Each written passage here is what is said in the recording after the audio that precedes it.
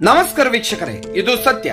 ಧಾರ್ಮಿಕ ವೈವಿಧ್ಯಕ್ಕೆ ಹೆಸರಾದ ಸಿಂಗಪುರಕ್ಕೆ 3 ದಿನಗಳ ಭೇಟಿ ನೀಡಿದ ಪೋಪ್ ಫ್ರಾನ್ಸಿಸ್ ಮಹತ್ವದ ಹೇಳಿಕೆ ನೀಡಿದ್ದಾರೆ. ಸಾರ್ವಜನಿಕರನ್ನು ಉದ್ದೇಶಿಸಿ ಮಾತನಾಡುವಾಗ ಅವರು ಎಲ್ಲಾ ಧರ್ಮಗಳು ದೇವರ ಮಾರ್ಗವಾಗಿದೆ ಎಂದು ಒತ್ತಿ ಹೇಳಿದರು. ವಿಭಿನ್ನ ನಂಬಿಕೆಗಳನ್ನು ಒಂದೇ ದೈವಿಕ ಮೂಲಕ್ಕೆ ಕಾರಣವಾಗುವ ವಿವಿಧ ಭಾಷೆಗಳಿಗೆ ಹೋಲಿಸಿದರು. ಈ ಸಂದೇಶವು ಪೂರ್ವಭಾವಿಯಾಗಿ ನೀಡಲ್ಪಟ್ಟಿದೆ. ದೇವರು ಸಾರ್ವತ್ರಿಕವಾಗಿರುವುದರಿಂದ ಎಲ್ಲಾ ಜನರು ಅವರ ಧರ್ಮವನ್ನು ಲೆಕ್ಕಿಸದೆ ದೇವರ ಮಕ್ಕಳು ಎಂಬ ಕಲ್ಪನೆಯನ್ನು ಎತ್ತಿ ತೋರಿಸುತ್ತದೆ. ಪೋಪ್ನ ಕಾಮೆಂಟ್ಗಳು ಪ್ರತಿಕ್ರಿಯೆಗಳನ್ನು ಉಂಟು ಮಾಡುವ ನಿರೀಕ್ಷೆ ಇದೆ. ವಿಶೇಷವಾಗಿ ಹೆಚ್ಚು ಸಾಂಪ್ರದಾಯಿಕ ಕಾಥೋಲಿಕ್ ವಲಯಗಳಲ್ಲಿ ಕ್ರಿಶ್ಚಿಯನ್ ಧರ್ಮದ ಮೂಲಕ ಮೋಕ್ಷದ ಪ್ರತ್ಯೇಕತೆಯು ಪ್ರಮುಖ ಸಿದ್ಧಾಂತವಾಗಿದೆ. ಅವರ ಹೇಳಿಕೆಗಳು ಧಾರ್ಮಿಕ ವಿಭಜನೆಗಳಾದ್ಯಂತ ಅಂತರ್ಧರ್ಮದ ಸಂಭಾಷಣೆ ಮತ್ತು ಏಕತೆಯನ್ನು ಉತ್ತೇಜಿಸಲು ಅವರು ನಡೆಸುತ್ತಿರುವ ಪ್ರಯತ್ನಗಳನ್ನು ಬಲಪಡಿಸುತ್ತದೆ.